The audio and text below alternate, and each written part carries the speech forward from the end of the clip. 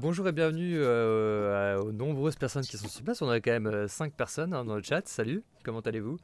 Moi je m'appelle Grégory, je suis du coup formateur, un peu expert en intelligence artificielle, surtout l'IA Gen. Ça fait déjà 3 ans, depuis à peu près l'avènement de GPT-3, que je m'intéressais au sujet. Et voilà, c'est du kiff le plus total parce qu'il y a plein de choses super intéressantes à apprendre et à mettre en œuvre grâce à Super Techno. Et aujourd'hui, avec mon comparse Adrien, que je vais laisser se présenter, on a décidé de se lancer un peu dans le petit live Twitch, histoire de vous parler un peu des actus IA, vous parler des news, mais aussi des technos, un peu tout ça. Voilà, Adrien, qui es-tu? Qui je suis. Donc moi j'ai créé une boîte qui s'appelle Simplifia, Simplifier l'IA, et donc j'aide les TPE PME à se débrouiller avec l'IA, à gagner du temps, à gagner de la productivité, à faire des choses qu'ils savaient pas faire avant. Je fais aussi de la formation et puis un peu comme toi, ouais, j'ai commencé à m'intéresser un peu avant la sortie de GPT-3 dans mon ancien boulot et donc j'ai créé la boîte il y a un peu moins d'un an là. Ouais, stylé. Et tu faisais quoi avant du coup? Et avant, j'étais responsable outil au service opération d'une boîte qui s'appelle Open Classrooms, qui est une école professionnelle en ligne. Et donc, je mettais mon boulot, c'était en gros comment on fait pour que les opérations ne trébuchent pas parmi une fourmilière d'outils et de process, etc. Donc, c'était éclaircir un peu tout ça. Voilà. Et on a implémenté un outil avec de l'IA analytique et de l'IA Gen qui s'appelle Cobaye, pour pas le nommer, pour répondre aux questions et analyser les remontées clients. Ok, stylé. C'est vrai que c'est pas du tout connu Open Classroom, hein. C'est une toute petite, un site un peu indépendant, c'est ça? Mais quand j'ai rejoint Open Classrooms, je connaissais pas du tout, je connaissais pas le site du zéro. Et quand j'ai dit à mes potes, ah, j'ai rejoint Open Classrooms, ils me disent, ah, trop bien, t'as rejoint Open Classrooms, mais c'est super et tout. Et c'est des potes que je connaissais depuis 7 8 ans. Jamais je les ai entendus prononcer ce mot ou parler de ça et tout. Mais en fait, j'ai découvert que tout le monde connaissait, en effet, sauf moi.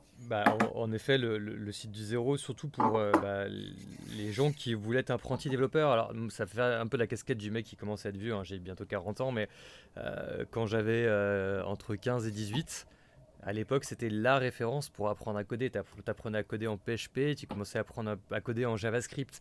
Alors, JavaScript à l'époque, c'était pour faire des scripts un peu moches qui suivaient la souris. Donc, non, c'est une belle ref en tout cas. Ouais. Belle école. Et puis, ouais, je pense qu'il y a 90% des devs français qui sont passés par Site du Zéro, Open Classroom, quoi, et qui y reviennent encore pour les cours gratuits. J'ai plus les chiffres, mais je crois que le cours HTML5, CSS, il est il doit être vu des millions de Des fois. millions de fois, ouais. Et alors, du coup, c'est intéressant parce que toi, tu n'es pas développeur, mais tu t'es intéressé à l'IA quand même. Bah, moi, je suis pas développeur, mais j'aime pas. En fait, l'IA, ça m'a débloqué un énorme truc. C'est-à-dire que ça m'a permis de faire des choses, de passer de l'idée à l'exécution plus rapidement que de devoir convaincre quelqu'un de faire, etc. Et donc là, j'ai mis en place plusieurs projets sans écrire une ligne de code. Euh, j'ai quand même fait vérifier ça par des développeurs, par des vrais développeurs, j'ai envie de dire. Mais ouais, alors c'est pas optimisé, etc. Mais voilà, ça fonctionne. Ça fait ce qu'on lui dit de faire. C'est un peu moche, mais bon. Ça, on aura l'occasion d'en parler, je pense, des différents outils, surtout si après les gens dans le chat, si vous avez des questions, n'hésitez pas sur tout ce qui est Cursor, GitHub Copilot, etc.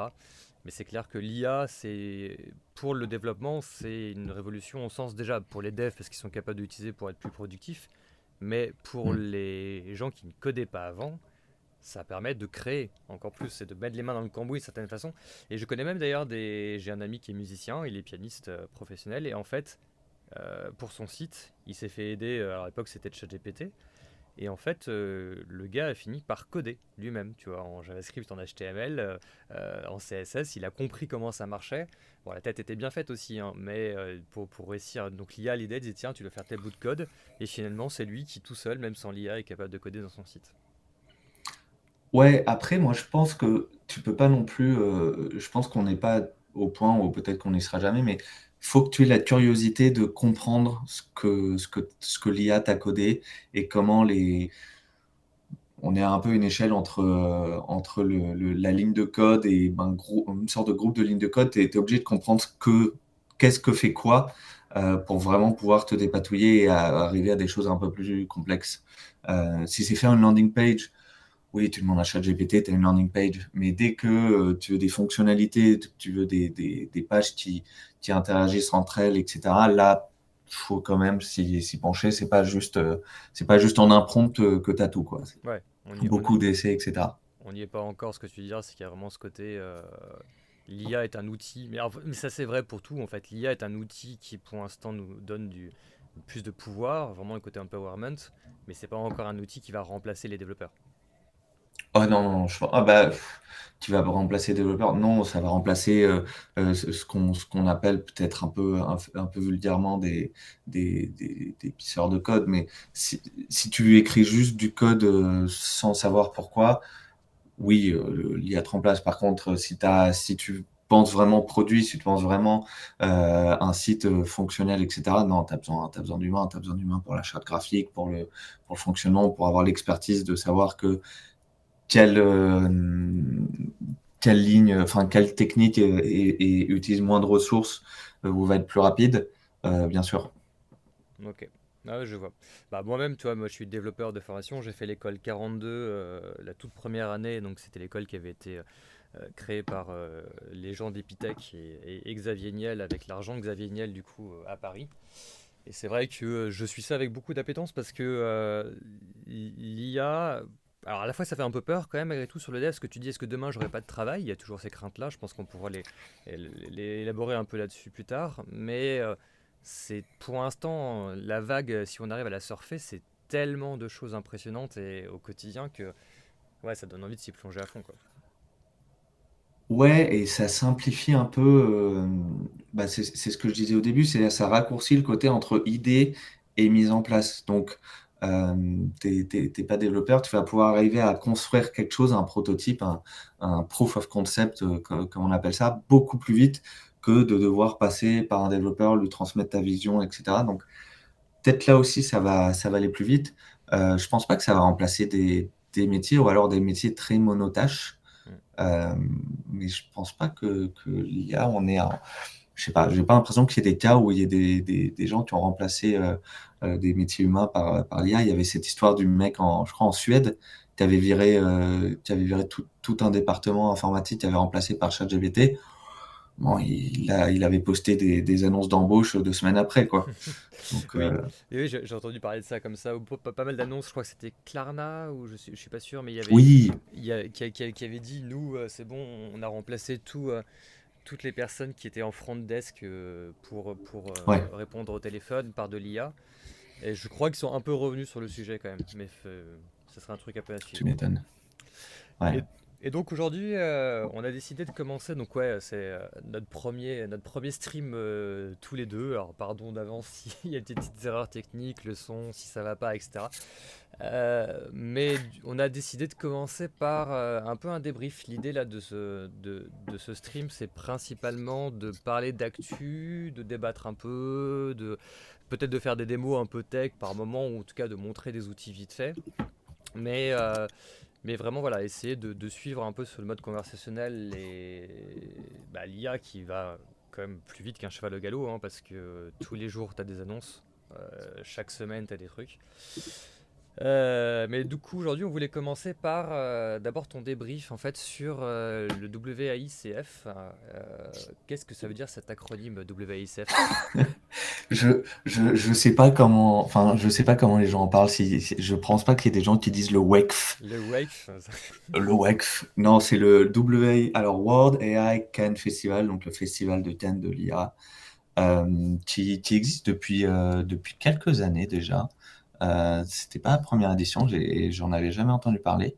En gros, ça fait partie de la volonté de un peu toutes ces villes de Côte d'Azur qui ont tous ces lieux, ces hôtels, ces infrastructures pour recevoir plein de monde. Ouais. D'ailleurs, on va faire les festivals toute l'année sur les sujets les plus hype du moment. Donc, Cannes, le festival, c'est dans les mêmes. C'est juste à côté du palais des festivals. Les salles de conférence, c'était des salles de cinéma et tout ça. Donc, c'est le festival de Cannes de l'IA. Écoute, ça a commencé, ça s'est ouvert hier. C'est pas mal. Ça dure aujourd'hui et demain, il y a une journée porte ouverte au grand Ouais. public, vraiment avec le Bah, but d'être un petit peu pédagogique. Je crois qu'il y a des sessions pour collégiens, lycéens et, et d'autres choses comme ça. C'était la quatrième édition là cette année. ouais. Ils vont en refaire une l'année prochaine, bien évidemment. Et c'était dans le cadre donc, du sommet de l'IA qui avait eu lieu mardi. Donc ça faisait vraiment une semaine de l'IA assez, assez tenue. Moi, je me suis inscrit pour y aller parce que, par curiosité, vraiment, pour être franc, pour le côté World, tout, je me suis dit que ça pouvait être sympa. Et je me suis inscrit donc en tant que visiteur gratuit. Donc, D'accord. pour ceux qui ne savent pas, en général, les salons, il y a une part, enfin, les salons grand public comme ça, même si c'est un peu initié, il y a des accès publics gratuits, des accès payants. En général, c'est 800, 1000, 2000 euros. Et, euh, et donc, moi, je n'ai pas payé. Mais j'ai donc eu accès aux stands et aux différents, à certaines démos, mais j'ai pas eu accès aux grandes conférences un peu plus. Donc, c'est des longues conférences une demi-heure, une heure des fois. Ouais. Moi, j'avais accès que des petites démos d'une demi-heure. C'était vachement intéressant, c'était sympa. Donc, il y avait plein de gens. Alors, ce qui était intéressant, c'était qu'il y avait plein de pays qui sont venus, en fait. Euh, Tu avais l'Italie. Donc, l'Italie, ils sont ramenés, ils avaient genre une vingtaine de stands. Ils sont venus avec une vingtaine de startups, à peu près. Bah, l'avantage, c'est que Euh, Cannes, c'est juste à côté, quoi. Et pour eux, ça doit être facile. il y a eu le Luxembourg aussi qui est venu. Et ouais. Monaco, la Wallonie, le Portugal, vraiment avec le côté, bah, nous, on met de l'argent pour les startups de l'IA, donc venez chez nous, quoi. Euh, En gros, je simplifie, c'est un peu plus complexe, mais en gros, c'est ce genre de soft power. Donc, l'Italie, ils ont tout de suite compris que le langage universel des gens, c'était la bouffe. Donc, si tu avais faim, il fallait aller au stand de l'Italie. Euh, non, non, c'était vraiment, vraiment chouette. Il y avait des gros, il y avait AWS et IBM en gros. Euh, alors, il y avait Nvidia qui était là avec un partenariat avec HP, mais qui était un peu, comment dire, presque un peu caché, quoi. Euh, voilà, ils étaient là avec HP, mais il y avait pas de gens spécial Nvidia non plus. Et après, il y avait donc les régions françaises. Il y avait la région Provence-Alpes-Côte d'Azur présente en masse avec un gros stand. Euh, pareil, plein de startups de Sophia Antipolis de la région. Il y avait la région Sud et il y avait la French Tech aussi qui était là D'accord. pour les plus gros. Stylé. Ouais, d'emblée, moi j'ai toujours trouvé un peu bizarre quand tu m'en avais parlé de ce salon parce qu'en termes de timing, ça tombe bah, juste en même temps que le sommet pour l'action sur l'IA qui était juste quelques jours avant, tu vois. Est-ce que tu as eu des gens politiques? Je vois que dans le programme, il y avait Clara Chapaz qui a fait l'ouverture. Mais toi, t'as pu voir sa keynote, enfin sa keynote, c'était en accès libre ça ou le speech il était même restreint aux gens qui payaient? Parce que je crois que le billet était à plus de 1000 euros, c'est ça? Ouais, le billet est à 1000 euros. La keynote de Clara Chapaz n'était pas en accès libre. Et pour être totalement franc avec toi, c'était un petit peu tôt, Ouais, puisque je crois que c'était la première. Et c'était donc non, c'était à 10 heures, ça. C'était pas trop tôt, mais en fait, comme c'est le premier jour pour rentrer, pour prendre son badge et tout ça, c'est galère. Et partout où elle allait, il y avait une énorme attroupement de gens, de caméras, de tout ça. Donc c'était, voilà. Je sais pas si elle a dit des trucs intéressants, mais j'ai pas ouais, vraiment entendu. ouais, c'était très politisé quoi en fait. Voilà, c'était pas grave. Il n'y a pas eu d'autres, je crois pas qu'il y ait eu d'autres personnalités VIP qui étaient là.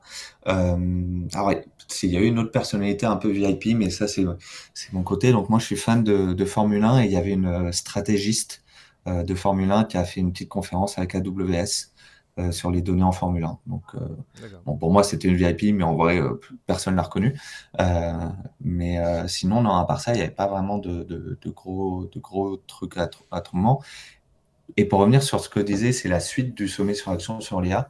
Bah, il n'y a pas eu de, il y avait pas de gros, il n'y avait pas de grosse action, il n'y avait pas, je sais pas, je m'attendais un peu à un salon de l'auto, mondial de l'auto pour l'IA, mais c'était pas, on n'en était pas là, quoi. Ouais, parce que là, je suis en train de parcourir du coup le programme et alors loin de moi l'idée de dire que les gens sont pas connus du tout, hein. On voit qu'il y a pas mal de CEO de gros groupes ou de personnes qui ont des responsabilités dans les entreprises, mais en fait finalement les keynotes c'était beaucoup du retour, tu me disais c'était du retour d'expérience a priori. C'est des gens qui avaient mis en place un projet, un POC peut-être et qui en parlaient en disant j'ai fait comme ça. Ouais, en gros, c'était ce qu'on a un peu dans tous les salons. C'était soit tu représentes ta boîte, soit tu représentes une collaboration entre deux boîtes et tu dis coucou, regardez comment on a fait, euh, comment on est bien, etc. Il y avait un peu de réflexion aussi sur l'IA, peut-être un peu plus philosophique, mais voilà, je regrette pas d'avoir économisé 1 000 euros. D'accord, je vois ça. Je vois qu'il y a quand même quelques noms. Tu vois, il y a le Dilip Georgi qui est chez DeepMind par exemple. Mais c'est vrai que moi, tel que je m'étais imaginé ce truc-là, j'imaginais vraiment, parce qu'en plus le nom, le côté World, enfin, c'est souvent un peu usurpé, hein. Moi j'ai participé, Ouais, dans ma jeunesse, j'ai fait les conventions de jeux vidéo où c'était les World quelque chose, tu vois, et bien en fait non, c'était juste à Paris et c'était la scène parisienne, hein. Si, ouais. il y avait quand même sur Counter-Strike il y avait des équipes étrangères qui venaient, mais c'était pas les World de League of Legends par exemple.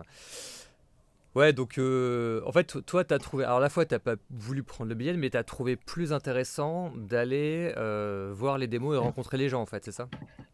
Ouais, parce que surtout, c'était des. Alors, Amazon, ils ont parlé de. Alors, moi, j'avais pas. C'était un peu passé sous le radar. Donc, ils ont parlé de leur solution Bedrock, mais ils ont parlé de leur nouvelle IA Nova, Ouais. euh, qui est pas mal. Ils font pas trop de pub là-dessus, mais c'est pas mal, c'était intéressant. Et Ouais, après, c'est des petites startups, des petites boîtes qui font des produits.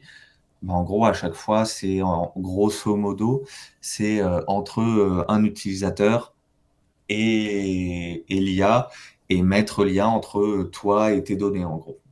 On va dire c'est un peu la place naturelle de l'IA, mais c'est différentes manières de mettre l'IA entre toi et tes données. Moi, j'ai trouvé un peu intéressant aussi, il y avait toute une partie sur le médical, ouais. sur comment détecter des joyeusetés comme des cancers ou mieux interpréter des radios et tout. Ça, c'était vachement intéressant et vraiment très concret pour le coup. Il y avait plusieurs boîtes françaises qui faisaient ça, donc c'était pas mal. Euh, mais sinon, ouais, c'était du SaaS qui va se mettre entre toi et tes données en B2B, voilà, avec des solutions serveurs ou des solutions hébergées sur AWS. D'accord. Et est-ce que c'était vraiment, tu vois, en ce moment, enfin, on va pas se cacher, hein, l'IA c'est quand même aussi un buzzword, surtout l'IA Gen. Beaucoup de Mm. gens sont dit, faut qu'on fasse de l'IA, faut qu'on fasse de l'IA parce que c'est important. Et derrière, ils ont juste fait un chatbot avec OpenAI derrière, et une surcouche, une petite surcouche sur un truc. Est-ce que là, les entreprises que tu as rencontrées, tu vois, moi, je parle du med et du paramed, là visiblement, je sais pas si Cerebro, LibraImed ou c'est des compagnies que tu as vues. Est-ce que tu parlais justement d'analyser des scanners pour être capable de détecter donc je sais pas, des tumeurs ou autres? Ils sont vraiment arrivés avec un bagage scientifique. C'était pas juste, c'est pas un Ouais. gimmick quoi. Non, non, ça c'était clairement pas un gimmick. Et t'as pareil, t'as des trucs où c'est de la détection de feux de forêt très tôt. T'en avais, c'était de l'analyse de données pour la biologie et tout ça. Donc ça, t'as vraiment une expertise métier hyper forte, hyper pointue. Je pense pas que tu fais venir des doctorants ou des images satellites des forêts en live juste pour une surcouche Ouais, ChatGPT, bien sûr. quoi. Et du coup, pour les gens là qui nous écoutent, c'était plutôt à but de recrutement de certaine façon, je montrais des produits, d'essayer de trouver des têtes bien faites parce que l'IA recrute à fond en ce moment, ou est-ce que c'était plus, alors sans aller sur l'ego corporate un peu, mais de la démo, comme tu disais, on est là, on est présent, acheter notre produit pour essayer de faire du sell quoi. Je pense, tu vois, je pense que les exposants, ils sont arrivés avec l'envie de montrer leurs produits à d'autres entreprises ou à des clients B2B, etc. Et je pense qu'ils ont été un peu déstabilisés Ouais, par les immenses annonces de 100 ou 150 ou 200 milliards de l'Europe et de la France. Et du coup, ils avaient vraiment un pitch orienté investissement, levée de fonds, tu vois. Et moi, j'ai remarqué que quand tu leur parlais, bonjour, moi j'ai mon cas d'usage, je veux acheter ton produit, tu n'avais pas autant d'intérêt que quand tu avais quelqu'un qui avait le badge de l'Italie, du Luxembourg ou BPI, etc., quoi. ouais, Donc j'ai l'impression que ça les a un peu déboussolés, ce truc-là. Tu voyais clairement, quand tu parlais à un ingénieur, c'était très bien parce que tu parlais à un dev, etc. Il te montrait son produit, il était fier. Dès que tu parlais à un C qui a l'activité business, le business de l'entreprise en tête, là, tu basculais plutôt dans un discours où le consommateur il s'en fiche de toi parce que voilà, t'es pas une grosse multinationale qui peut le racheter ou qui peut lui donner des fonds, quoi. ouais, donc un côté aussi très, très financier. Tu dis, mais en même temps, c'est normal, hein, les gens Ouais. cherchent à Oui, lever ou à vendre des ouais. produits, hein. Mais je sais pas si c'est les salons qui sont vraiment dédiés à ça de certaine façon aussi. Parce que est-ce qu'il y avait des business angels qui tournaient? Est-ce qu'il Ouais. y avait. Ouais, beaucoup. Ouais, il y avait du business angel, du VC, alors, tu avais pas mal. Donc sur le badge, il y avait marqué enfin ton métier. J'en ai vu pas mal, investment, investor. J'ai vu des banquiers aussi. Et puis tu avais les collectivités locales. Donc surtout le jeudi avec l'avenue de Clara Chapaz. Elle est venue avec des responsables des fonds régionaux, des fonds BPI, etc. Donc c'était ce type de gens qu'il fallait draguer. D'accord.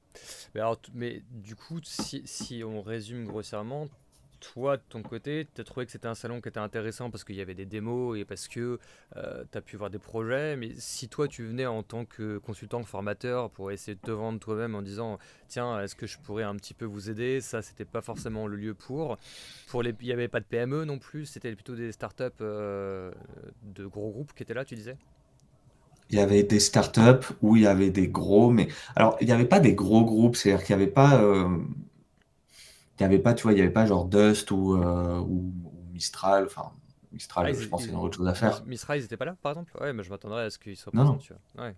non, non, il n'y avait pas Mistral, il n'y avait pas Dust, il n'y avait pas des. Ah, on a perdu Adrien. Alors, est-ce qu'on peut essayer de le récupérer? Adrien, où es-tu?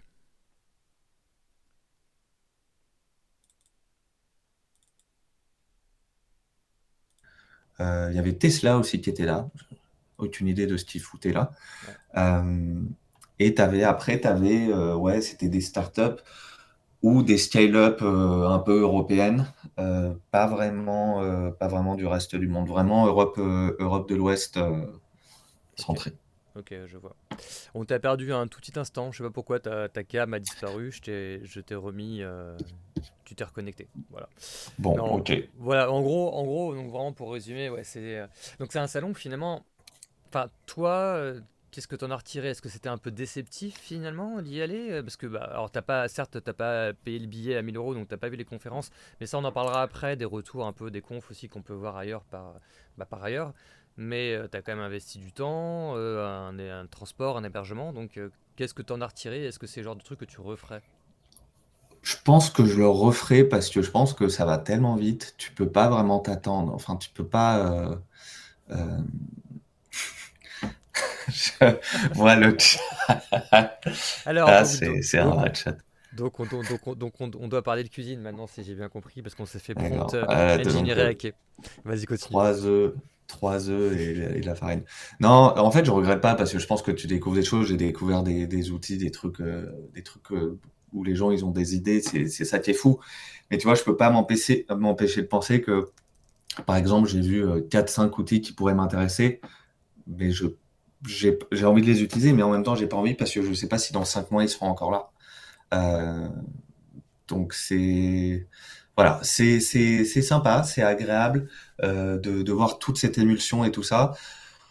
Ouais, je pense que je ferai peut-être pas les 5 heures de train la prochaine fois. D'accord. Parce que en vrai, des salons comme ça, alors moi, pour être franc, hein, j'en avais pas du tout entendu parler. Ouais, C'est toi qui ouais, qui m'a appris l'existence de ce salon. Et quand tu as parlé du coup du côté World Artificial Intelligence, je me suis dit, ah bon, est-ce que c'est pertinent que j'y aille? Bon, j'avais pas la dispo pour le faire. En revanche, on a assisté tous les deux à un autre salon qui était organisé par le Hub Institute, qui était le Forum of Data and AI, et du coup qui avait lieu la semaine dernière. Euh, je vous montre un peu donc le Hub Institute. C'est, pour ceux qui connaissent pas, c'est un peu un think tank de l'IA qui a une grosse force de frappe de relationnel avec beaucoup d'entreprises du CAC 40, qui a vraiment beaucoup un réseau important et à la fois une véritable expertise en intervention IA. Ils font du consulting, ils font aussi beaucoup de formations un peu rapides comme ça. Le fondateur, Emmanuel Vivier, par exemple, a fait le big récap de l'IA où pendant 1 heure, il t'abreuve de toutes les technologies. C'est vraiment un gros résumé. Et à la fin, c'est un peu indigeste parce que tu vois beaucoup de trucs, mais c'est à la fois très, très pertinent. Et eux, pour le coup, donc ils font régulièrement voilà, des. Alors, pareil, c'est sur billet aussi, hein. Tu peux te faire inviter si tu connais des gens, je crois que ça a été ouais. ton cas. Mais sinon, en effet, tu payes un billet, ce qui paraît logique aussi dans ce genre d'événement. Mais le retour que tu en avais eu était quand même plus intéressant. Moi, j'y ai participé, donc j'ai pas vu le salon que tu as fait, mais en tout cas, celui-là, euh, il y avait beaucoup de retours de use cases, du coup, de gens qui avaient fait ce truc-là, et tout un côté networking aussi derrière, avec un cocktail et un repas le midi pour discuter. Mais si tu devais comparer un peu les deux types d'événements, est-ce que tu en as un que tu trouverais plus pertinent ou est-ce que c'était relativement similaire au final? Non, non, ça avait rien à voir. Alors, je sais pas combien c'est. En effet, je me suis invité à ce salon, mais je crois que j'avais vu, c'était entre peut-être 300, 400 euros. C'était pas non plus 1000 euros, je crois pas. Ouais, Euh, c'est pour ce voyage entre l'hôtel et le train, j'ai payé à peu près 400 euros. Bon, après, il y a beaucoup plus parce que le resto à Cannes, ça coûte une blinde, mais c'est super bon. Ouais, j'aurais préféré payer 400 euros et aller au salon du Hub que ici à Cannes. Parce que, alors déjà, tu as souligné un point super important. Il n'y a ouais, pas ici. Alors, j'ai pas, tu l'as quand tu payes 1000 euros, mais quand tu payes pas 1000 euros, tu l'as pas. Il y a zéro truc de networking. C'est-à-dire que tu n'as aucun événement informel comme ça euh, où tu peux échanger avec des gens librement, etc., quoi. Tu es obligé de zioter les badges des gens et de dire, enfin, de sortir un peu de ta zone de confort et d'interpeller les gens pendant qu'ils marchent, dire, hey, ton job, il a l'air intéressant, est-ce qu'on peut parler?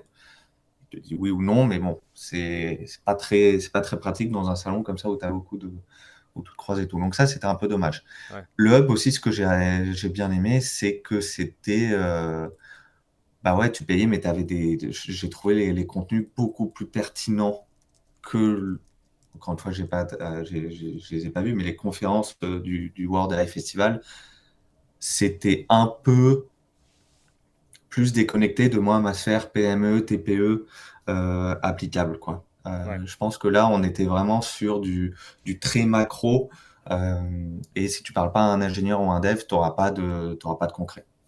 Ouais, mais à la fois, c'était pas non plus, on remet en contexte avec Ah oui, c'était pas le but. avec le sommet, non, mais même le sommet pour l'IA qui était juste avant, tu vois, j'ai l'impression que le salon que tu as cité était un peu bâtard au sens que c'était pas de l'envergure du sommet pour l'action sur sur l'intelligence Ouais, artificielle, alors qu'il y avait peut-être vocation à ça, justement, avec un côté un peu européen, pas international, mais européen.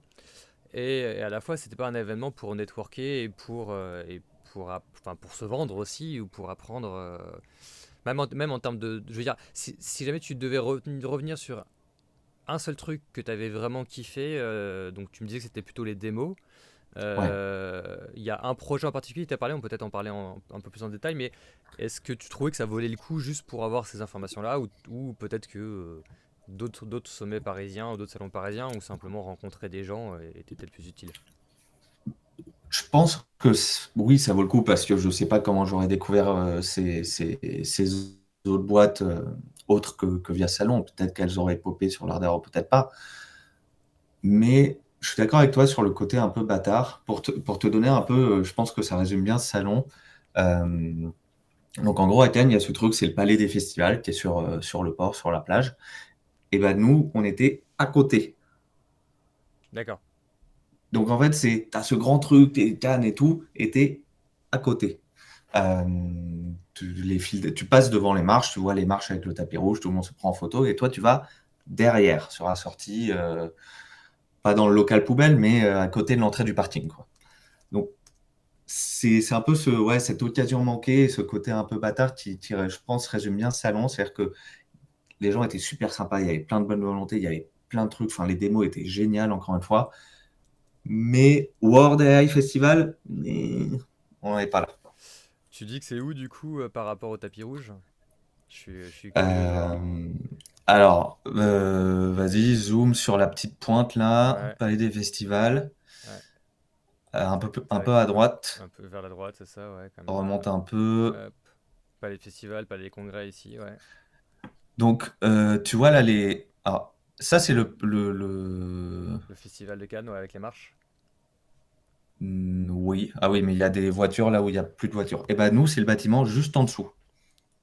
Le petit qui est là? Ou celui-là?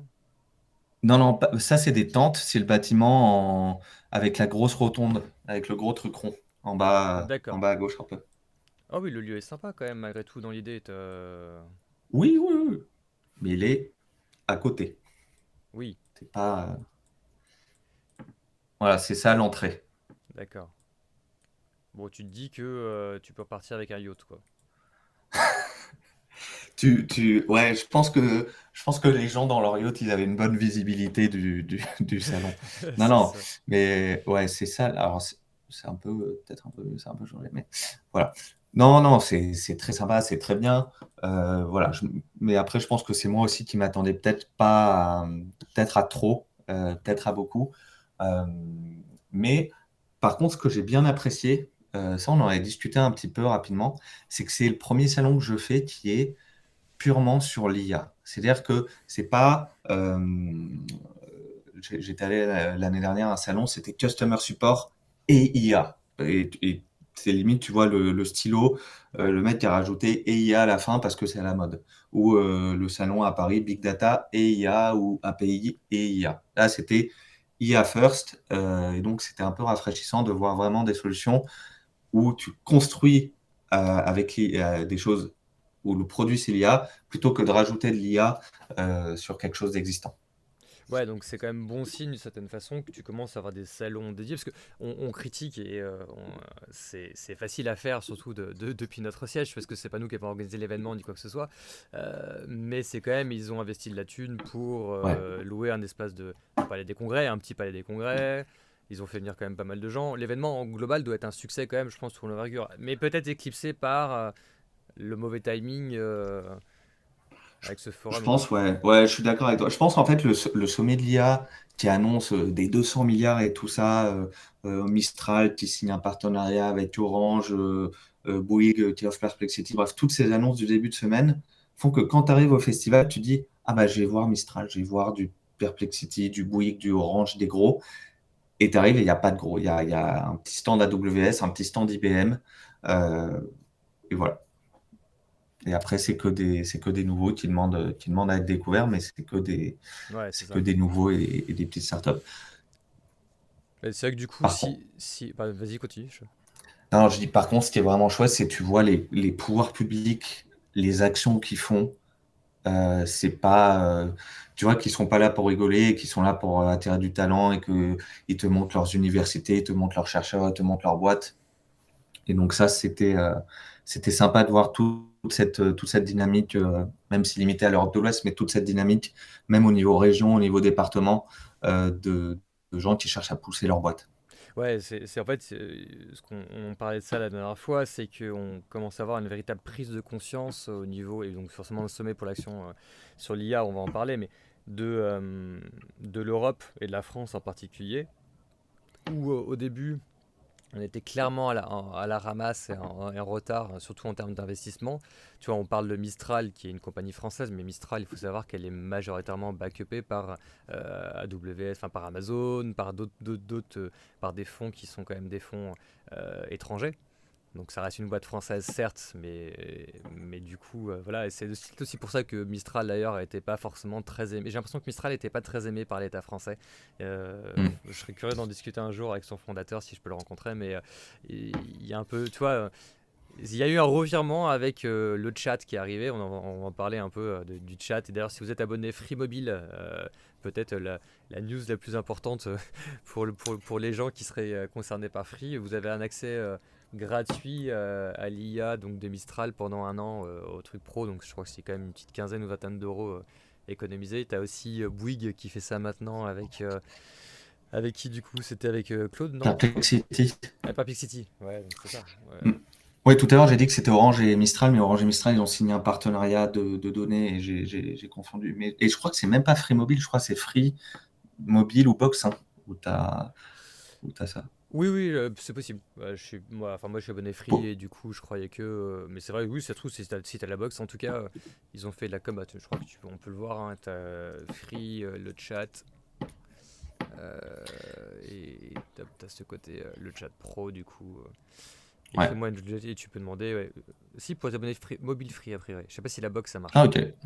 Voilà. Ok, alors, c'est Bouygues. Bouygues, en tout cas, c'est tout le monde. Même BNU, t'as Perplexity. Bon, du coup, on a un peu dérivé. On a fait de la pub Oui, gratuitement pour Free. D'ailleurs, n'hésitez pas à être sponsor. On peut tout- je vais appeler Xavier, je vais dire excuse-moi tonton, est-ce qu'on pourrait... Xav. Voilà. Tu sais que quand j'ai fait l'école 42, du coup, j'ai eu la chance de pouvoir le rencontrer plusieurs fois parce qu'il venait souvent à l'école. Et humainement, alors je sais pas si c'est de la façade, parce que forcément à ce niveau-là, tu es toujours obligé de serrer des mains et parler, etc. Mais en tout cas, Xavier Niel avec les élèves de l'école, c'était une perle quoi. Déjà, il disait bonjour à tout le monde, il se laissait se tutoyer, il y avait vraiment une connivence, tu vois, qui était là. Et je pense que c'est un projet qui lui tenait beaucoup à cœur. Et c'est vrai que quand je vois qu'il continue à faire des actions un peu comme ça, certes d'éclat, parce que forcément c'est un coup de com' hein, pour Mistral et pour Free, mais en vrai ça fait plaisir à voir quoi. Ouais. J'ai pas vu, il est passé dans Hot Ones, Kian Kojandi, je l'ai pas vu. Mais ouais, il a ce côté un peu Richard Branson, patron cool, qui fait tout et n'importe quoi, Ouais, un peu un qui se tourbillon plie quoi. qui se plie un peu au tribunal populaire, quoi. Et je sais Qui pas se si cache pas. et je sais pas si t'as vu, mais il se prend le bec avec Elon Musk sur Twitter, sur X, euh, par déclaration interposée et par truc. Elon Musk a décidé que visiblement c'était son ennemi. Peut-être parce D'accord. qu'il supportait Mistral, je sais pas, ou parce que voilà. Donc il a vraiment attaqué gratuitement, tu vois, Xavier Niel. Donc c'est voilà, je sais pas. Euh, du coup, ouais, donc on parlait du Ok. forum IA de Cannes. Donc finalement, pas toi à titre personnel, en tout cas, ça n'a pas été le truc le plus important pour toi de l'année. Mais ça peut valoir le coup si tu as du temps et la bande passante. Et peut-être aussi d'y aller en délégation d'entreprise, tu vois. Parce que là, tu étais indépendant, donc tu connaissais Ouais. pas faire grand monde. Mais si jamais tu viens, souvent, le Hub Institute fait ça aussi, par exemple. Mais souvent, tu as des boîtes qui prennent du coup ce côté délégation et qui te font rencontrer des gens sur place. Peut-être que il y a moyen de networker, mais dans des trucs à part, justement. En tout cas, donc pour faire le parallèle avec un salon, certes, où tu as pu aller gratuitement et sans payer, il y avait un salon sur lequel on ne pouvait simplement pas aller, même en payant. C'était du coup ouais, ce sommet pour l'action sur l'intelligence artificielle, où moi je me suis dit, tiens, c'est sympa, c'est organisé par l'État en partie, il va y avoir vraiment du beau monde parce que là tu as pu voir justement on parlait de Mistral. Mistral le fondateur a rencontré Justin Trudeau, il a rencontré je crois le président indien. Enfin j'ai vu pas mal de vidéos comme ça, de tweets qui passaient, ils ont signé des contrats de fous avec pas mal d'entreprises. Et justement il y a eu ces annonces qui ont été faites, on parlait du fait que l'Europe était à la traîne, et on va pas se mentir, elle est toujours à la traîne.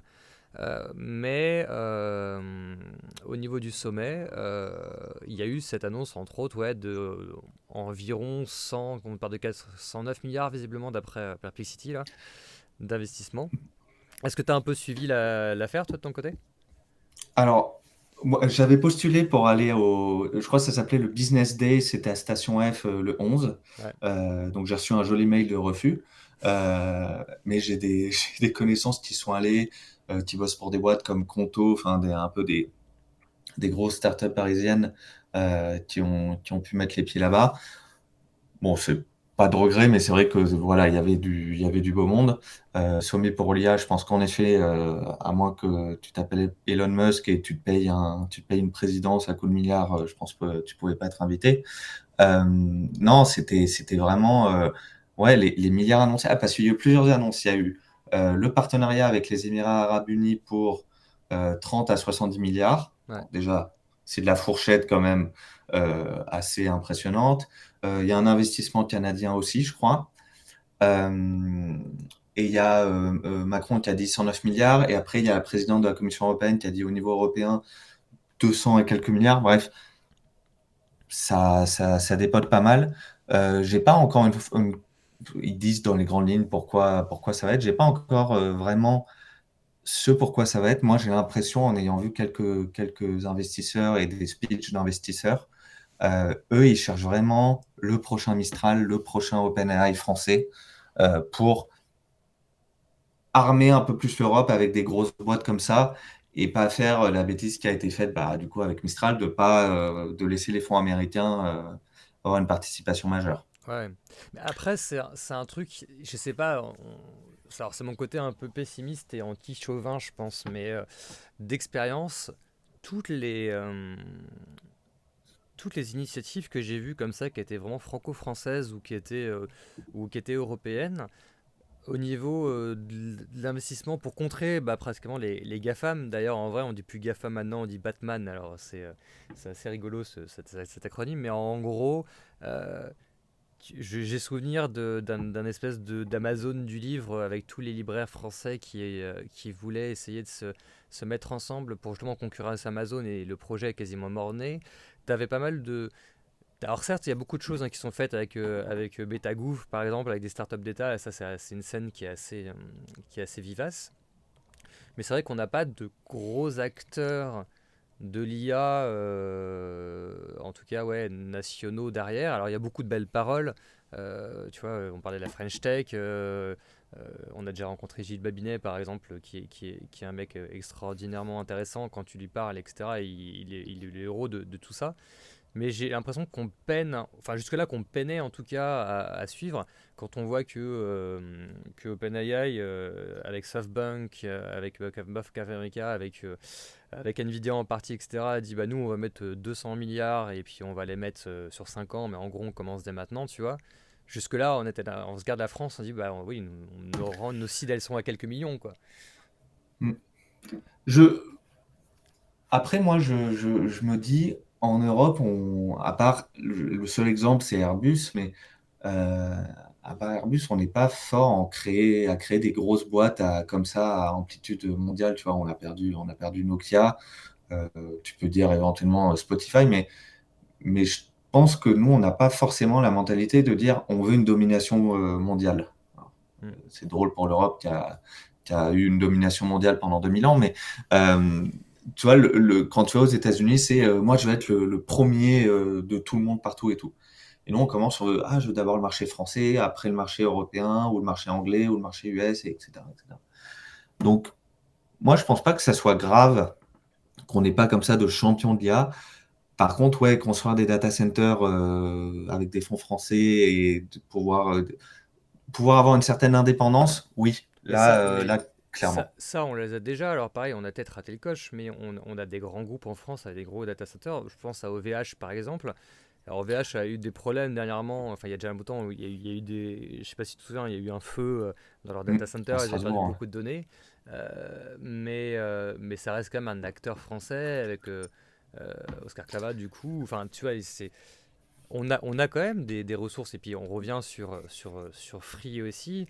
Euh, Forcément, du coup, Xavier Niel, du coup, via sa filiale, a aussi énormément de serveurs aussi. Et puis on a Orange, qui est quand même, enfin, France Télécom. Enfin, tu vois, on a quand même ce patrimoine de grosses entreprises, et je sais pas d'où ça vient. Alors, à la fois, il y a beaucoup de bureaucratie et on pourra en parler après du RGPD, de l'IA Act qui vient d'être signé, etc. Mais et que les États-Unis et les UK ont refusé de signer, par exemple.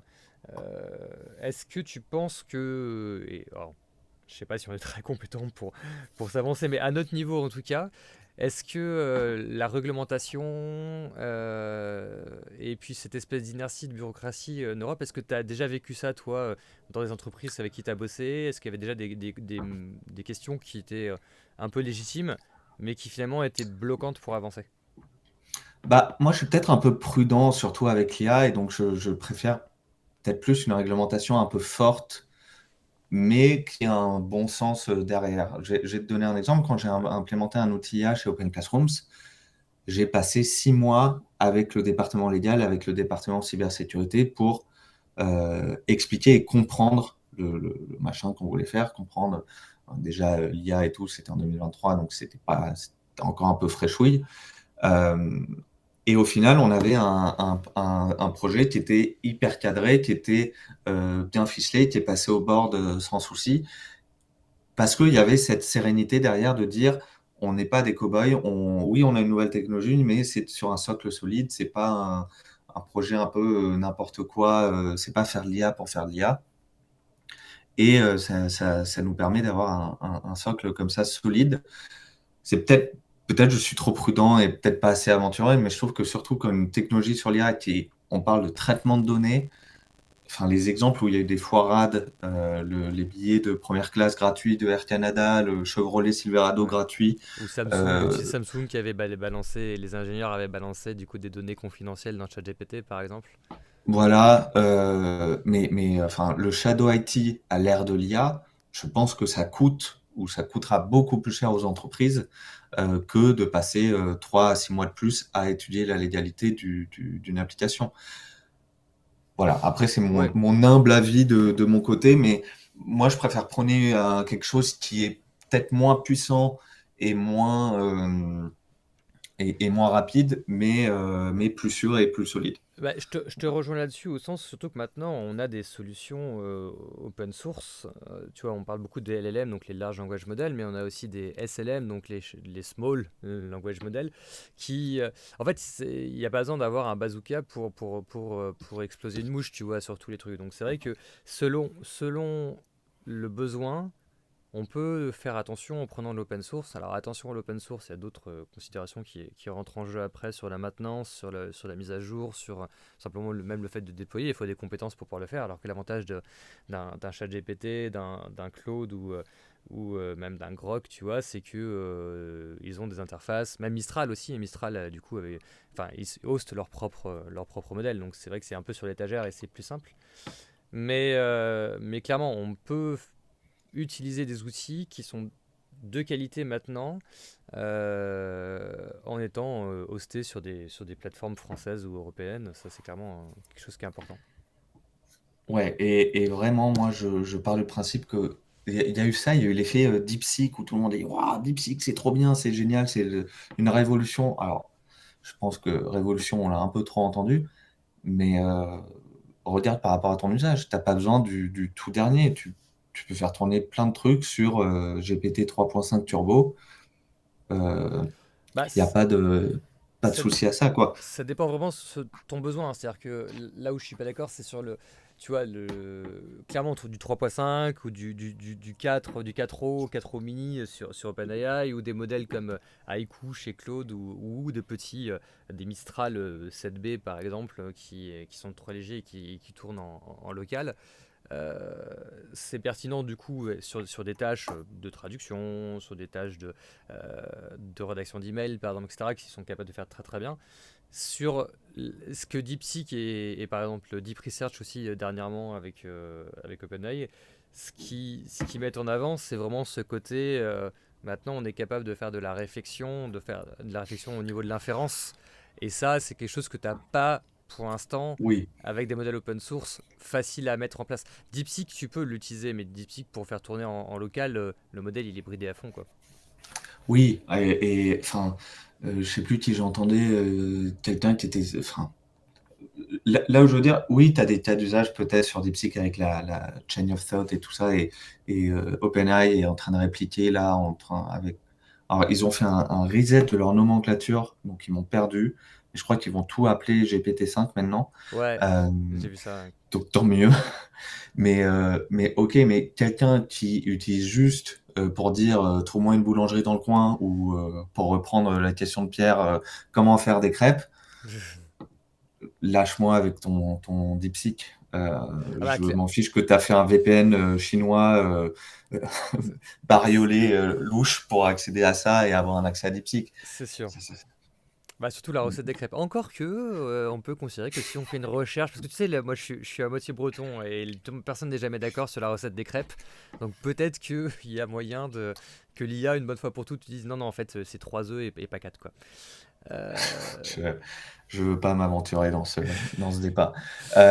Non, mais après, quand tu es à l'échelle d'entreprise, etc., vouloir toujours le dernier truc, bah, ça veut dire que tu as une architecture qui peut déjà soutenir toujours le dernier truc, mais la main-d'œuvre qu'il te faut pour mettre à jour le LLM ou le SLM pour avoir le dernier, versus le gain, le revenu, ouais. je sais pas si tu le trouves tout le temps. Non, c'est sûr, mais on en revient aussi du coup au problème de l'open source sur la TMA, sur la tierce maintenance applicative, c'est que une fois que tu as mis en place ton modèle pour un usage, alors tu as raison, si jamais l'usage ne change pas et que... alors il y a toujours des coûts d'hébergement, des coûts de surveillance, de maintenance, hein, parce que un modèle de langage, grosso modo, c'est un code Python qui tourne. Et il faut qu'il soit accessible H24 parce que si jamais tu fais un chatbot en local, voilà. Donc il y a clairement, on va pas rentrer dans les détails techniques, mais t'as des couches de redondance, tu as besoin de mettre un espèce de pare-feu devant pour pas qu'il se fasse attaquer de partout. Ça, c'est des choses que le, les... toute cette abstraction-là, en fait, elle est déjà faite par les solutions sur l'étagère, quoi. Quand tu vas utiliser l'API de OpenAI, c'est eux qui ont du coup leur gateway, c'est eux qui vont gérer tous les credentials, c'est eux qui vont justement et le modèle se met à jour de lui-même parce que bah si au bout de 6 mois, au bout d'un an, comme ça va très vite, en 6 mois tu peux avoir un meilleur modèle et voir des modèles beaucoup moins chers. C'est ça qui est intéressant aussi, c'est que tu vois avec O3 par exemple qui est sorti. O1 c'était vachement bien parce que c'était le premier modèle d'OpenAI qui était avec de l'inférence et de côté chain of thought. Mais O3 mini a quasiment les capacités d'O1 pour un coût tellement plus faible. Et c'était le cas aussi de GPT-4 au mini. Où moi j'ai souvenir par exemple d'avoir fait des. Je fais beaucoup de littérature, enfin je fais des trucs un peu par exemple avec l'IA et j'ai généré des histoires pour avoir des mots de la langue française. J'avais pris un lexique et, j'ai considéré qu'il y avait en gros 140 000 mots qui étaient intéressants. Je les ai regroupés pour faire que 70 000 appels, mais j'ai quand même fait 70 000 appels à Ouais, GPT-4 au mini. Alors tu pars du principe, enfin 70 000 calls, c'est énorme quoi. Je faisais du ouais. parallélisme à fond pour pouvoir optimiser correctement tout ce qu'il fallait. Et j'en me suis sorti pour moins de 100 $.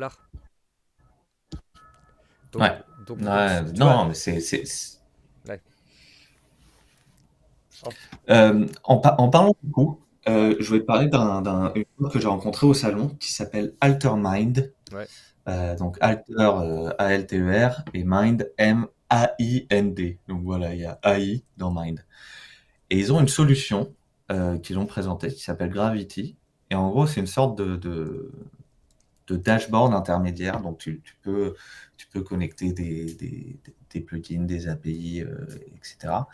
Et en fait, ça te permet de générer des clés, alors, pas des clés API du coup, mais des clés intermédiaires, je ne sais pas comment ça s'appelle. Et ça te permet surtout de garder un contrôle sur tes coûts. ouais, Euh, donc, d'un côté, tu branches le LLM, de l'autre, tu branches le machin que tu veux que tu fasses, tu mets ta clé au milieu, tu dis sur cette clé, mets-moi un budget max de 100 $ et ça appartient à telle équipe. Et comme ça, tu peux euh, contrôler tes coûts. Et c'était, ouais, on en parlait avec l'ingénieur, c'est un truc qui est, les coûts LLM, je pense que tu t'en rends pas compte. C'est un peu comme AWS, ça peut aller super vite, Oui. super rapidement. Ouais. Et il y a des. Alors, j'ai pas la liste là sous les yeux, mais je crois que Perplexity, tu prends une clé API Perplexity.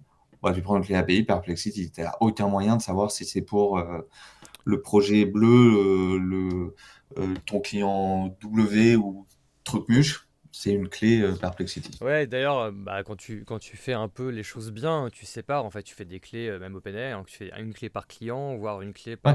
par usage, quoi. Sur OpenAI, je sais qu'il est possible, je pense que Perplexity, ça doit être pareil quand même, ils sont obligés, je pense, de mettre en place des garde-fous pour te dire, je veux pas dépenser plus de X dollars, par exemple, et après, tes calls, ils passent plus. Ouais, en tout cas, sur OpenAI, il Oui, y a ça. Mais oui, tu peux mettre des garde-fous, mais OpenAI, tu peux avoir des projets et tu peux nommer tes clés. Et donc, ça te fait des sortes de dossiers et des noms. Mais Perplexity, en fait, tu crées juste des clés, mais après, bah, si tu les as pas notées quelque part, tu oublies à quoi elles servent, etc. Et donc, ce ouais. projet d'Altermind permet quand même de gérer et d'avoir aussi un graphique tout centralisé sur ton nombre de calls API euh, Il y a par, un euh, côté. par nuit. Est-ce qu'il y a un côté. Enfin, justement, Gateway et couche d'abstraction où toi tu vas les appeler et après le LLM, tu t'en fous de savoir si jamais c'est OpenAI ou si c'est Anthropic ou si c'est autre chose? Ou est-ce que tu es quand même obligé de spécifier Non, tu es obligé de spécifier quel LLM prendre. Alors, tu peux prendre un open source ou pas, mais tu es obligé à chaque clé lier un LLM précis. D'accord. Parce que je sais qu'il y a pas mal de. On parlait de sécurité des données aussi. C'est pour les clients avec lesquels j'ai travaillé, c'est super important. Donc on parlait forcément du RGPD, de l'IA qui est dernièrement, et tu as des entreprises qui refusent d'utiliser des GAFAM. Enfin, je rappelle les Batman maintenant, mais en gros les entreprises américaines, parce que du coup les données sont stockées chez eux, voire réentraînées par moment. Et alors, même si c'est moins vrai, tu peux négocier des contrats avec OpenAI par exemple pour avoir zéro rétention et être sûr que ta donnée, bon bah, Oui, elle soit pas entraînée. Mais après, c'est une garantie contractuelle. C'est-à-dire que si demain la NSA et pour info, la NSA est au bord d'OpenAI. Si la NSA veut choper les données, elle le fait quoi. Euh, et- ça rejoint. Alors, je vais faire une boucle sur notre conversation qu'on a tout à l'heure sur les serveurs. ouais, Aujourd'hui, tout ce qui passe, appel ou email et tout, ça passe par des serveurs AWS, Microsoft ou Apple ou Google. Et donc, c'est là où, en effet, la NSA ou même OpenAI, si du jour au lendemain, ils décident d'utiliser tes données pour entraîner leur modèle, c'est pas le petit contrat qu'ils ont signé avec la petite PME française et tout qui va les en empêcher. Euh, donc, c'est un peu ouais, cette perte de contrôle. Après, voilà, juridiquement, tu couvres tes fesses. Mais c'est vrai qu'avec des outils comme ça où tu peux. Je pense que déjà, la première ligne de défense, c'est de pouvoir changer de LLM. Euh, déjà, tu es moins coincé dans un écosystème. Tu peux prendre la fuite, tu peux changer de fusil d'épaule si tu estimes, toi, que OpenAI fait n'importe quoi avec tes données. ouais. Oui, c'est vrai que c'est un peu. Mais moi, ça me fait penser à une solution. Je les avais rencontrés, du coup. Il y a Ouais, Dust Dust, et puis il y en a d'autres aussi qui font ça. J'ai oublié le nom m'échappe, mais en il y a vrai, ouais, vas-y. Make, N8N, Zapier maintenant. Ouais, à Zapier aussi. Mais Mais alors, Make et Zapier. Dust est un peu plus intégré, un peu plus friendly. Ouais, c'est ça. Et puis Dust, de ce qu'il m'avait présenté lors de la démo, c'était vraiment ce côté. Nous, on fait une pseudonymisation des données aussi. Donc, on essaye Oui, d'une certaine façon si jamais tu fais. Alors, c'est rigolo parce qu'on parlait justement des modèles, tu vois. Si j'ai bien compris, c'est des LLM qui vont choper en amont open source et qui vont regarder ton texte et qui vont les remplacer. Genre, ils ont un petit modèle open source tu fais une regex un peu où tu expliques, tiens, je veux pas que tel ou tel mot ça sorte, je veux pas qu'un numéro de téléphone, enfin, toutes les données personnelles, ils arrivent à comme ça à les obscurifier. Mais allez quoi? obscurifier. Alors, attends. Comment on écrit obscusifié? Ouais, Allez censurer quoi. obfuscation. Ouais, enfin voilà, voilà, hein, obscurcissement en anglais et donc en non, voilà, bref. Donc les censurer en effet. À mettre, Et à mettre du noir dessus. C'est ça. Et puis surtout, il te proposait de pouvoir stocker ta donnée en Europe, en France, et que le trafic soit là. Alors, je t'ai perdu, Adrien, ou t'es encore là? Il me semble que j'ai perdu Adrien. Alors... Bon, en tout cas, si Adrien revient, je vais continuer entre-temps. On a donc cette donnée qui était du coup super importante parce que pour des données confidentielles, certaines entreprises ont des données d'un certain niveau et du coup, elles ne peuvent pas les exposer. Même parfois, elles n'ont même pas le droit de les sortir de leur propre serveur. Et ce genre de solutions, elles sont assez cool pour ça, pour s'interfacer avec les LLM donc du coup qui sont sur l'étagère et qui sont aux États-Unis. Mais après le souci c'est que d'une certaine façon c'est des boîtes tampons, c'est-à-dire que le jour où OpenAI décide que finalement ils ont des serveurs en Europe qu'on peut sélectionner, qu'il n'y a pas d'entraînement et que la boîte elle respecte tout l'IA Act européen, le RGPD, etc. Alors est-ce qu'ils vont y aller? Oui, au bout d'un moment on est un marché, on n'est pas le marché le plus intéressant non plus, cela dit, contrairement à l'Asie, alors la Chine ils ont leur propre modèle, mais le Japon, on voit que OpenAI et le Japon ils sont copains comme cochons, avec SoftBank qui va investir à fond, mais aussi ils ont pris des décisions euh, avec du coup les serveurs, je crois avec le gouvernement japonais en fait, de développer une IA nationale dédiée grâce à OpenAI par exemple. Je vais voir si notre ami est là. Je vous propose de patienter un tout petit peu et puis je reviens d'ici 5 minutes. De toute façon, on va, je pense, finir sur les coups de 18h30. En tout cas, n'hésitez pas à poser des questions dans le chat ou nous dire si jamais on est trop abstrait, trop technique ou si on rentre pas assez dans le détail.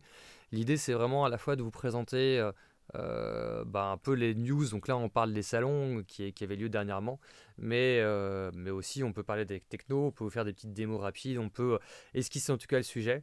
L'IA et particulièrement l'IA c'est quelque chose de fascinant, mais de magique aussi, dans lequel on a l'impression qu'il y a beaucoup de trucs. Donc voilà, donc je vous mets un petit peu en attente et je vais essayer de récupérer Adrien. À tout de suite.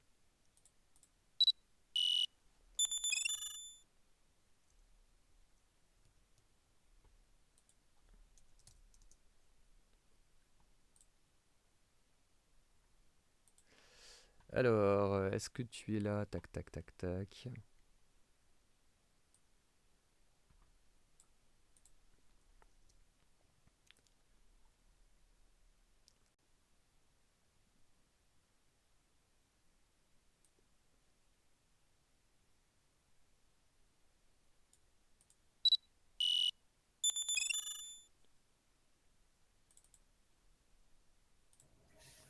Et Que c'est mieux comme ça. voilà. Et nous on se voit. Je vois pas ta cam. Pourquoi je vois pas ta cam? Je t'entends. Ça va arriver, je pense. Voilà, parfait. Tu m'entends? Ouais, c'est bon, je t'entends. Ouais, Bon. je faisais un petit laïus en attendant. J'étais en train de, de, Constant. de meubler.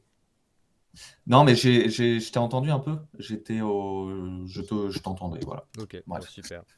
Mais ouais, l'idée c'est ça, c'est que là on commence, et puis en vrai, on a quand même 3-4 viewers qui sont là tout le temps. Vous êtes un peu silencieux, vous êtes des lurkers, c'est pas grave, c'est très bien. Mais c'est déjà cool de passer, merci beaucoup. Mais déjà, nous, l'idée, c'est vraiment de se faire cette conversation entre nous, de pouvoir essayer après de l'adapter aux gens. Donc, faut vraiment pas hésiter on va mettre ce stream aussi en replay sur la chaîne YouTube qui débute. Alors, on a bien conscience que c'est quand même quelque chose qui est encore un peu de niche, mais si jamais ça commence à intéresser les gens, et je pense vraiment qu'il faut regarder un peu le sujet, à la fois quand on est pro et qu'on s'y intéresse, mais aussi les particuliers. Voilà, je pense que ça peut valoir le coup voilà, de discuter ensemble. Donc n'hésitez pas, même en postant des commentaires sur la chaîne YouTube, on tâchera toujours d'y répondre.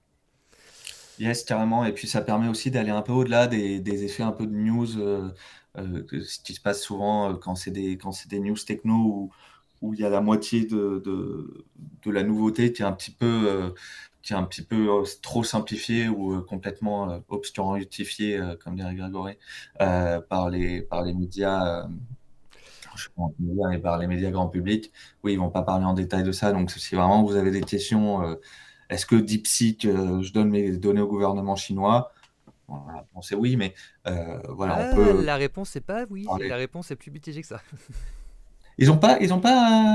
Non, il y en a qui ont enlevé le bout de code En qui fait, donnait en fait comme c'est à open source, l'espionnage chinois. ouais, en fait comme c'est open source, le modèle en lui-même, il a été totalement censuré. C'est-à-dire que tu parlais de Tiananmen, bah, tu commençais à avoir un bout de phrase de Chain of Thought et hop, ça passait directement à je ne peux pas répondre à cette question. Non, ce qui est sûr, c'est que, mais ça marche pour les États-Unis aussi, hein, si jamais tu donnes Oui, tes données à un serveur, il faut avoir confiance que les gens qui gèrent ce serveur et que ceux qui sont sur la chaîne, surtout jusqu'à la fin de données, ne les utilisent pas, qu'elles soient anonymisées ou cryptées. Après, DeepSeek, donc comme c'est open source, pas mal de gens ont réussi à défine-tuner le modèle pour dire bah non, c'est bon, ne sois plus censuré. Mais au-delà de ça, si jamais tu l'utilises toi et que le hostes sur une plateforme en ligne dans laquelle tu as confiance, parce qu'il faut des gros GPU pour le faire tourner, le vrai modèle, ouais, il est lourd. Tu as quand même moyen de monitorer le trafic et tu vois dans le code Python open oui, source, il n'y a pas d'appel en fait vers le gouvernement chinois. Ça fait partie des croyances justement qui sont intéressantes à discuter. Et c'est vraiment un truc sur lequel moi j'ai envie d'aller un peu plus, à la fois professionnellement et puis même là, tu vois, entre nous, d'expliquer aux gens en fait, l'IA c'est pas magique, l'IA enfin je crois que c'est notre ami, comment il s'appelait, pas G. Wells, mais Yann Lequin? non, non, Arthur C. Ah, Clarke, non. Ah oui, qui ok, disait, là-dessus. ouais, qui disait, toi, toute tech passé un certain moment, bah, elle est tellement complexe, ça devient de la magie. Mais en fait, l'IA, non, oui, il y a des choses qui sont compliquées, mais en vrai, les LLM, c'est des tableaux de nombres à deux dimensions, donc c'est un tableau Excel avec des colonnes et des lignes. Et chaque colonne, en fait, elle va traiter la donnée une fois, deux fois, trois fois, et à la fin, ça fait des mots, quoi. Je résume très grossièrement, mais c'est pas impossible. Et justement de comprendre. Bah d'ailleurs, toi et moi, on fait un peu des trucs en parallèle. En plus de ce truc-là, moi j'ai créé un podcast là qui est un peu là-dessus, qui s'appelle La Minute IA, qui fait il y a deux épisodes pour l'instant et c'est 5-6 minutes et ça t'explique vraiment de façon très claire et précise des concepts d'IA. Toi, t'avais un peu, déjà, tu es très actif sur LinkedIn au niveau professionnel. Je vois que tu fais beaucoup d'acculturation là-dessus. Est-ce que tu as d'autres trucs où tu vois te mettre un peu en avant? Ça y est, c'est l'instant promo. Ah, avant, moi, j'avais une petite anecdote aussi. Au début c'est comme ça avec toutes les nouvelles technologies, il y a cette part de mythe un peu et qui mérite d'être concrétisée. Mais au début du train, on recommandait aux femmes enceintes de ne pas aller dans le train parce que le train pouvait causer des fausses couches Ah oui. vu les vitesses vertigineuses de 40 km/h. Donc aujourd'hui, après on en rit, mais voilà, pour dire que c'est pas quelque chose qui est venu avec l'IA, cette incompréhension et ce doute et tout. Ouais, moi je suis pas mal actif sur LinkedIn. Alors j'ai des posts un peu de fond, ouais, de vulgarisation, d'explication de choses avec des analogies. Et j'essaye aussi de réagir un peu sur l'actualité, un peu de calmer le côté révolution à chaque fois pour expliquer le pourquoi du comment. Je le fais aussi égoïstement pour éviter que mes contacts et mes clients me disent Ah, Adrien, comment on installe DeepSeek sur mon ordinateur? Bon, bah, Ouais. non. Voilà. Bah ouais, c'est ça. Euh, et, si- et sinon, je fais des formations et acculturation pour des associations ou pour des clubs ou pour des entreprises en région parisienne. Voilà. Donc, Parce que là, on est d'accord, tu t'es lancé à ton compte. T'es plutôt sur la région du 77, toi, c'est ça? ouais, je suis plutôt sur 77, Val-de-Marne et 93 aussi. Donc, Est parisien, vraiment. Ok. Et Et ouais, Reims et Reims. aussi, d'ailleurs, l'autre jour. D'accord. Ouais, donc t'es capable de bouger, etc., quoi. Mais Oui, oui. c'est super important parce que nous, on s'était rencontrés on parlait aussi de networking, tout ça, de forum. C'était Marne et Gondoire qui est un tissu de PME ultra fort en fait. Donc on avait rencontré pas mal de gens, y compris le préfet. Alors moi, ça m'avait impressionné le préfet Oui, trucs. Je me dis, bah, ça va être un politique qui va rien y piger. Et il arrive, il fait une presse et il dit en gros, bah non, en fait, j'ai fait de l'IA avant l'heure, je comprends tous les concepts et j'arrive à vous challenger, quoi.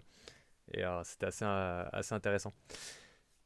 En tout cas, ouais, t'as cette issue-là là, que tu as envie, toi, de creuser davantage, quoi. ouais, ouais, et alors je reviens sur la présentation de Marnet Gondoire, la Ouais. présentation du gendarme, là, du colonel de la gendarmerie, c'était impressionnant. Les gendarmes, ils sont au taquet sur l'IA. Et pas forcément que l'IA gêne, l'IA au sens large, avec reconnaissance d'image, Oui, pattern, oui. big data. Ouais. Ah, bah, c'est un sujet qui avance tellement vite et qui est en train d'être pris en effet par des acteurs aussi institutionnels, quoi. Et c'est vrai que ce genre d'événement, et je dis pas ça juste parce que moi j'aime bien parler aux gens, ça se voit, je suis un peu trop bavard, mais euh, c'était vraiment cool, tu vois. Moi j'ai parlé avec des fleuristes, j'ai parlé avec une ostéo pour chien qui avait besoin de. Elle se demandait comment l'IA pouvait l'aider au quotidien pour gérer ses clients, tu vois. Et Ouais. ouais, il y a vraiment du potentiel un peu partout, quoi. Bah, moi, c'est ce que je cherche chez mes clients, c'est vraiment cette curiosité de quelqu'un qui dit, bah écoute, je sais que je connais rien, ou que je connais un peu, ou pas beaucoup, mais voilà, j'ai conscience que l'IA, de toute façon, on ne peut pas dire non, mais j'ai envie d'apprendre, j'ai envie de le maîtriser, j'ai envie de m'en servir pour moi, pour mon entreprise. Et alors moi du coup c'était pour ma petite com à moi et alors tu vois je m'appelle Grégory, dès que tu tapes Grégory forcément tu es l'affaire du petit Grégory. Et je vois que je suis sur radio.fr, on va voir ce que c'est parce que je pense que c'est des gens qui prennent les flux RSS et qui... Écoute, Euh, on va les mettre en avant, T'entends pas. radio.fr. Mais en gros voilà, donc pour l'instant il y a deux petits épisodes rapides et franchement, pas très compliqué à suivre. Ça marche bien pour l'instant. Tu vois, j'ai eu, sans faire de com, j'ai quoi? J'ai une centaine d'écoutes par épisode, donc c'est déjà pas mal pour un truc qui est, somme toute, assez confidentiel au début. Mais ouais, l'idée, c'est vraiment de se faire un peu. Euh, Bah, de se mettre à jour, quoi, tu vois. Je sais pas si on a l'audio. Si on a l'audio du. Je vais essayer, tiens. On entend ou pas? Ah, on a reperdu Adrien. Adrien, où es-tu? Hop là, hop.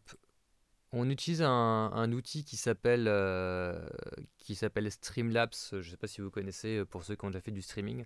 C'est sympa, mais là à distance, en fait, leur feature de pouvoir se voir, elle a l'air de couper. Je sais pas si c'est toi Adrien qui a une perte de réseau de temps en temps ou si c'est Streamlabs qui déconne un peu.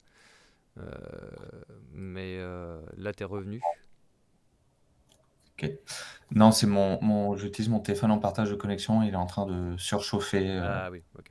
Bah, de toute façon, on va bientôt s'arrêter là, je pense, pour cette première. Mais je voulais juste essayer, moi, savoir si jamais on entendait le son lorsque je mettais le podcast. Je sais pas si tu as entendu si ça fait bien une capture audio.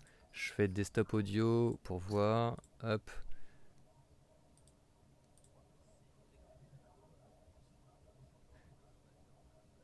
j'ai pas l'impression. Ok, bon, j'essaierai de voir plus tard comment. Bon, en tout cas, voilà, si jamais vous êtes curieux, allez voir ça. C'est vraiment assez simple à prendre à l'écoute, quoi. Donc, voilà, voilà. Ouais. Qu'est-ce qu'on se fait, nous, pour la suite? On va essayer de se faire un truc un peu une fois par semaine. Bah écoute, avec plaisir. Voilà. Euh, Et ouais. puis on verra toutes les news qu'il y aura d'ici la semaine prochaine. Bah, Mais moi, je suis par exemple pour faire ma veille, j'ai pas mal alors, de youtubeurs que je regarde, mais des newsletters aussi, sur Twitter aussi beaucoup. Enfin, c'est simple, en une semaine, t'as 40 annonces. ouais, C'est à peu près, ouais. Et dans tous les domaines. Là pour cette première, on a peut-être été un peu trop, on a peut-être trop parlé sans rentrer dans le vif du sujet, et puis beaucoup de prospectives, et puis d'économie, même au sens large de l'IA. Mais en vrai, on peut rentrer vachement dans le détail aussi de se faire des démos qui parleraient au Hmm. grand public, toi, de Suno, d'Eleven Labs, enfin maintenant, c'est impressionnant en fait. Et quand tu regardes, moi j'ai un pote qui est pas, ça m'a marqué parce que j'ai un pote qui était très tech que j'ai vu dernièrement, je l'ai fait venir dans mon studio. Et en fait, je lui ai montré ouais, Suno et Udio et il m'a dit ah, je savais pas qu'on en était là. Et pourtant, Ouais. lui, c'est un gars qui est tech, tu vois, il faisait des robots, c'était un geek et tout ça. Et il a été étonné. Et c'est vrai que ça va tellement vite par ailleurs, et on peut pas tout suivre, qu'on se rend pas vraiment compte de là où on est dans la courbe d'accélération. Je trouve ça dur aussi de nous qui baignons dedans, de voir qu'est-ce qui filtre comme ça aux personnes peut-être un peu moins tech ou sans parler forcément des personnes éloignées de la tech, mais tu vois où on en est si tu lèves un peu si tu lèves un peu la tête du guidon. Ouais. Ah bah c'est sûr que...